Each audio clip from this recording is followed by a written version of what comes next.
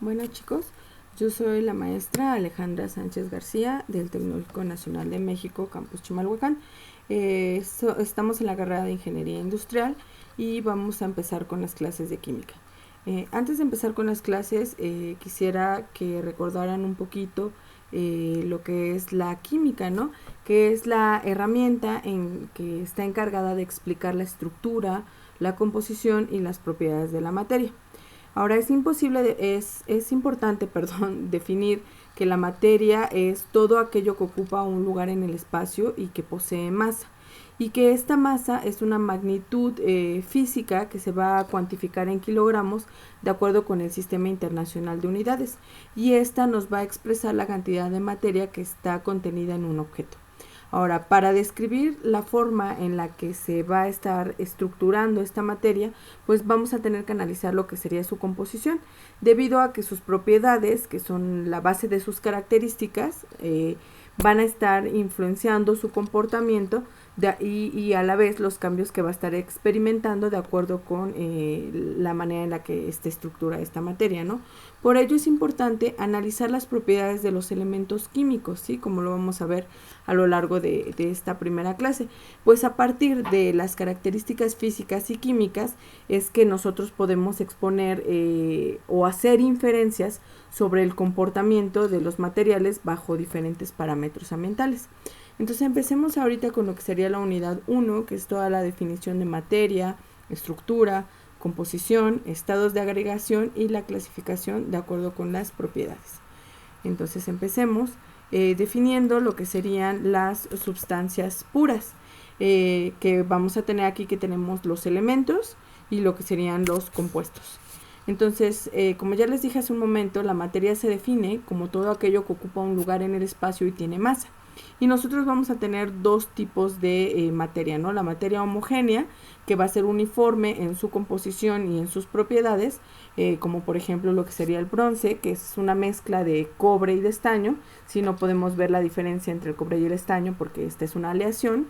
El aire, que es una mezcla de gases como el oxígeno, el argón, el nitrógeno, ¿sí? Hay incluso metano, dióxido de carbono, ¿sí? Y no podemos diferenciar los diferentes gases que lo están componiendo. Y lo que sería, por ejemplo, una mezcla de alcohol con agua, ¿no? De una disolución de alcohol. Y también tenemos la materia heterogénea, que no es uniforme en su composición ni en sus propiedades, y por lo tanto podemos identificar los diferentes elementos o los diferentes compuestos que van a estar integrando esta mezcla, ¿no? Por ejemplo, podemos ver en la imagen el granito, que es una mezcla de cuarzo con mica y feldespato, o una mezcla simple de lo que sería la arena con el agua. Vamos a pasar a definir lo que sería el átomo. El átomo, acuérdense que es la mínima unidad de materia que puede existir representando las características de un elemento. Y un átomo está constituido por un núcleo que tiene los protones y los neutrones, y una nube electrónica donde están contenidos los electrones. Ahora, los elementos, vamos a ver que son sustancias simples que pueden descomponerse por métodos químicos ordinarios en algo más sencillo. En la actualidad se conocen 118 elementos químicos diferentes, 92 de los cuales son naturales y el resto son artificiales, y la mayoría son sólidos. 5 son líquidos en condiciones ambientales y 12 vamos a verlos presentes como gases, ¿no? Ahora, una molécula es la mínima unidad de materia de una sustancia química que va a conservar sus propiedades y a partir de la cual se puede reconstruir la sustancia sin poder ver reacciones químicas, ¿no? Ahora es importante que veamos que en una molécula ya estamos tomando la disposición o la manera en la que se van a estar agrupando los elementos y la distancia entre ellos, ¿no? Veamos, por ejemplo, la molécula de agua. Tenemos aquí un oxígeno, tenemos dos elementos de hidrógeno y vemos que entre los dos elementos de hidrógeno hay una separación de 104.5 grados, ¿no? Entre ellos. Ahora, los compuestos son sustancias que van a resultar de la unión química de dos o más elementos en proporciones definidas, ¿eh? ¿Sí? Se van a estar combinando de tal manera que ya no va a ser posible identificarlos por sus propiedades originales e individuales, y sola una acción química nos va a permitir separarlos. Los compuestos los vamos a estar viendo representados por fórmulas, y la mínima unidad de materia que puede existir representando las características del compuesto es la molécula, ¿sí? Para que vean esta diferencia entre uno y otro. Algunos ejemplos de compuestos tenemos el agua, el azúcar, el óxido de calcio, el amoníaco o la sal común y el sulfato de amonio. Ahora vamos a pasar a explicar un poquito lo que serían las dispersiones o lo que también conocemos como mezclas. La mezcla es el resultado de la unión física de dos o más sustancias, que pueden ser elementos o pueden ser compuestos, que al hacerlo van a conservar sus propiedades individuales. Y nosotros vamos a tener diferentes tipos de mezclas. Vamos a tener mezclas sólidas, mezclas líquidas y mezclas gaseosas. Ejemplos de mezclas sólidas tenemos el cemento y el bronce. Mezclas líquidas tenemos el petróleo y el agua de mar. Y mezclas gaseosas tenemos el aire o algunos anestésicos de forma gaseosa, ¿no? Este es un diagrama donde vamos a ver un pequeño resumen sobre cómo se clasifica la materia. Podemos ver que la materia se va a clasificar en sustancias puras o en mezclas, ¿no? Las mezclas se van a dividir en mezclas heterogéneas y mezclas homogéneas. Ejemplos de mezclas heterogéneas tenemos, por ejemplo, este tarro de granos. Mezclas homogéneas son, por ejemplo, las disoluciones, ¿no? Como la leche con chocolate, ¿sí? Ahora, dentro de las sustancias puras vamos a dividir lo que serían los compuestos y las sustancias simples, ¿sí? Las sustancias simples van a estar formadas por un solo elemento, mientras que los compuestos sí van a estar formados por varios elementos. Ahora, estos elementos van a estar representados por símbolos, como el hierro, que su símbolo es Fe. Y estos elementos a la vez se van a dividir en metales y en no metales. Ejemplos de metales tenemos, por ejemplo, el oro, y de no metales tenemos el carbón, ¿sí? Ahora, las mezclas homogéneas se van a dividir en tres categorías, ¿sí? Mezclas homogéneas, que van a estar constituidas por dos o más sustancias puras, cuyas propiedades pueden variar, ¿sí? Como yo les decía, en este caso el agua de mar, ¿no? Que tenemos aproximadamente de 17 a 22 sales diferentes que las van a estar integrando y que van a cambiar dependiendo del lugar que estemos analizando. Las disoluciones, que aquí sí son mezclas compuestas por gases, líquidos o sólidos disueltos en líquidos. Este tipo de mezcla es siempre homogénea en todas sus partes y va a estar compuesta por dos o más sustancias puras. Y una sustancia pura, acuérdense que posee una composición definida y constante bajo una serie de condiciones determinadas, como lo que sería en este caso el humo, ¿sí? Las sustancias puras ya vamos a ver que poseen, como les decía, la composición definida y constante bajo las condiciones determinadas, ¿sí? Y aquí podemos ver un ejemplo de esto, que sería el azufre. Ahora, las mezclas heterogéneas se van a dividir en dos categorías, que van a ser las suspensiones, que van a estar formadas por un sólido en polvo o por pequeñas partículas no solubles, que vamos a conocer como la fase dispersa, que se van a dispersar en un medio líquido, que va a ser la fase dispersora. Y esto lo han visto siempre que se toman algún medicamento, ¿no? Como puede ser la ampicilina o a cualquier otra suspensión, que ustedes la van a estar agitando siempre, pero siempre va a haber pequeños grumos o pedazos, fragmentos de materia sólida que no terminan de disolverse en lo que sería la fase dispersora, ¿no? Y también vamos a tener los coloides, que ya son sistemas formados por dos o más fases. Normalmente una es fluida, que sería el líquido, y otra es una fase dispersa, en forma de partículas que generalmente son sólidas muy finas, como lo podemos ver en lo que sería la gelatina, ¿sí?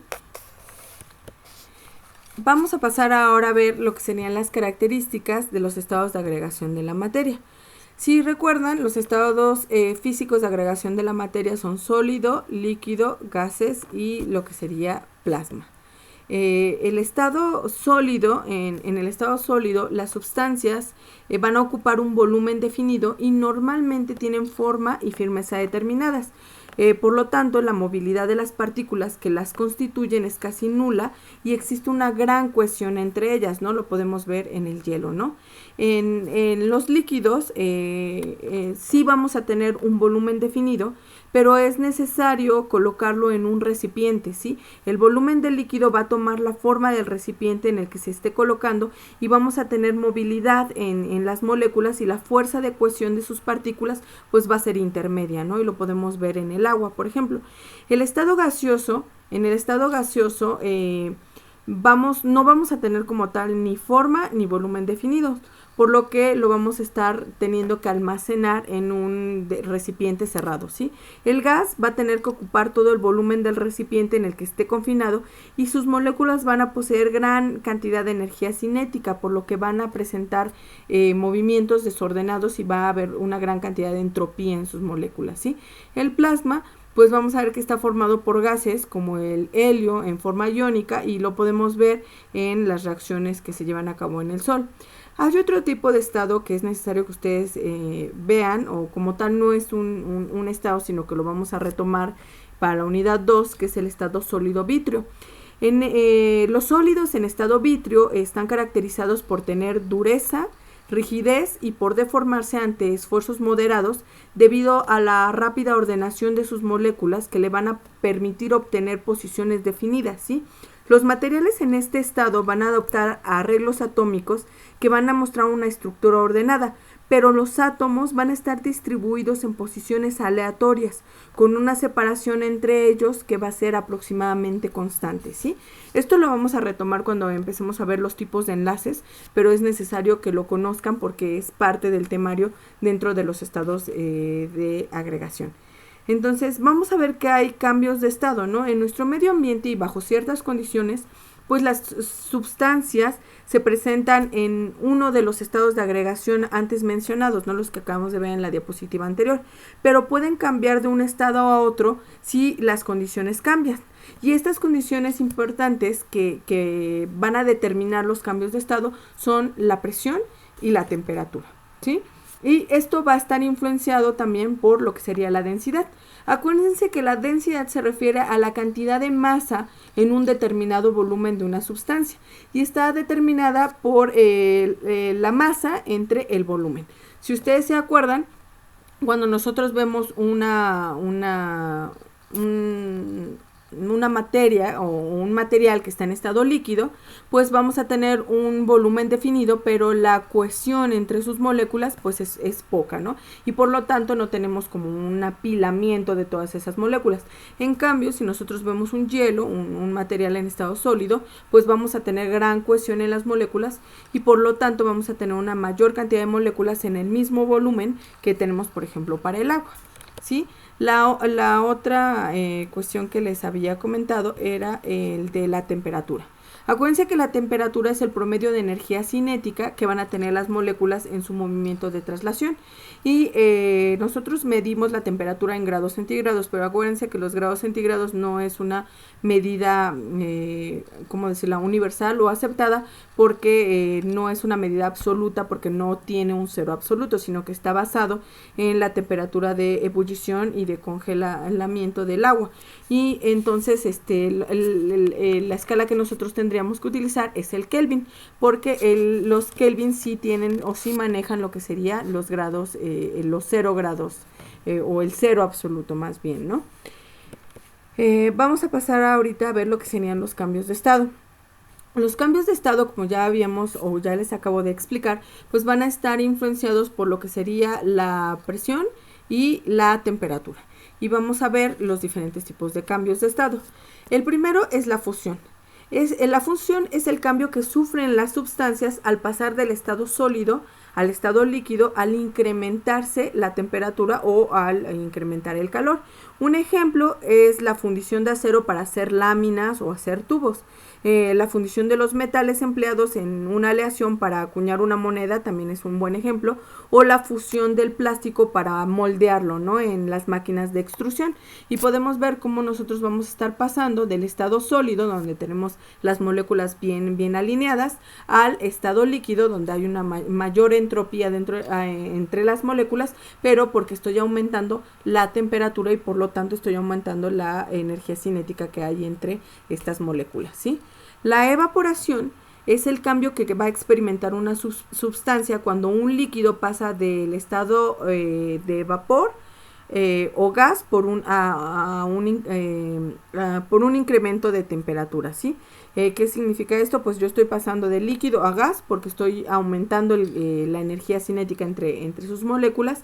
Y un ejemplo es la eliminación de agua en una meladura para obtener el azúcar, o la eliminación de un solvente orgánico para obtener un sólido cristalino, o la disminución del volumen del líquido concentrado en un sólido disuelto, sí, que se va llevando al secado. Por ejemplo, vemos este lugar que es una salitrería.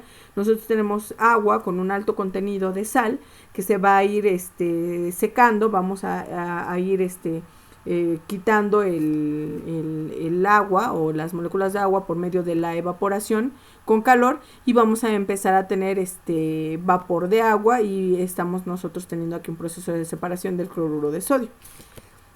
La sublimación es el paso del estado sólido al estado gaseoso sin pasar por el estado líquido, ¿sí? Necesitamos forzosamente calor. Esto, si se dan cuenta, es parecido a lo que sería la evaporación, pero aquí no estamos pasando por el estado líquido. Esto, si pudiéramos verlo ahorita en el laboratorio, sería muy padre con los cristales, por ejemplo, de yodo, que nosotros empezamos a calentarlos y empezamos a ver cómo empieza a salir este vaporcito de color morado, ¿no? Que a veces los alumnos tienen la mala idea de querer olerlo, pero pues esto es malo porque pues obviamente no va a volver a pasar el estado líquido, sino que si ustedes lo huelen, pues otra vez se van a formar los cristales, pero ahora dentro de la parte de la nariz, no a la hora de que se empiecen a enfriar. Esto también lo podemos ver, por ejemplo, con el hielo seco, ¿no? Que es dióxido de carbono sólido, y al contacto con el medio ambiente pues va a pasar directamente al estado del gas, ¿no? Y esto lo podemos ver mucho ahorita en los shots que estaban de moda, ¿sí? Donde pues te servían tu shot y te metían cubitos de hielo seco, ¿no? Para que se viera como muy cookies, pero luego empezaron a tener algunos casos de intoxicación porque los chicos se los comían, ¿no? Pensando que era hielo como tal. Otro proceso es el de solidificación. La solidificación, este cambio va a requerir la eliminación de calor y va a ocurrir cuando un líquido pasa al estado sólido, ¿sí? En este caso, un ejemplo podemos verlo una vez más con un plástico, ¿sí? Cuando nosotros podemos fundir, se funde una pieza y hacemos el vaciado en otro molde y otra vez disminuimos la temperatura, y entonces otra vez vuelve a tomar la forma del recipiente que lo esté conteniendo, ¿sí? Otro cambio de estado sería la condensación, que es el paso del estado de vapor al estado líquido. Este cambio también va a suponer la eliminación de calor, y ejemplos es, por ejemplo, al eliminar el agua de la meladura o el solvente en una solución, pero es necesario recuperar estos líquidos, ¿no? Como están en estado de vapor y a temperatura elevada, pues se les va a hacer enfriar y condensar para que regresen al estado líquido, se recuperen y ocupen un menor volumen. Esto también lo pueden ver en sus ventanas, por ejemplo, en las mañanas cuando hace mucho frío en la noche, ustedes van a estar desprendiendo pues calor en forma de vapor de agua calientito, que cuando choca contra la ventana que está fría, pues otra vez pasa ese vapor de agua a condensarse, y por eso es que ven esas gotitas, ¿sí? Que están escurriendo en la ventana en las mañanas. Es por el calor que ustedes estuvieron generando. La licuefacción es el paso del estado gaseoso al estado líquido. En este tipo de cambio de estado, además de eliminar calor, debe de aumentarse la presión para conseguir el cambio, ¿sí? Ejemplos es la obtención de aire líquido o en algunos de sus componentes como el nitrógeno o el oxígeno, que también son gases y pueden tener en el estado líquido, ¿sí? Esto es importante que lo sepan porque hay algunos materiales que se guardan o que están en forma de gas licuado, y ustedes pensarían que simplemente pues es un gas, pero estos recipientes que contienen gas licuado, como por ejemplo en las fábricas, pues son aparte de todo, si se pinchan o si sufren un golpe, pues pueden tener una explosión, porque obviamente tienen mucha presión o están se sienten como agua porque son gas licuado, pero es por toda la presión que se está ejerciendo para poder tener los contenidos en un recipiente determinado, ¿no?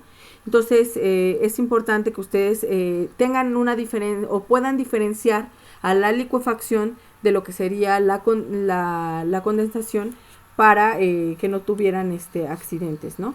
Entonces este es un ejemplo que donde vienen estos cambios, ¿no? De entre el estado gaseoso, líquido y sólido, y los diferentes cambios de estado que hay entre ellos, ¿no? Y aquí podemos ver la absorción de energía térmica y la cesión de energía térmica, ¿no?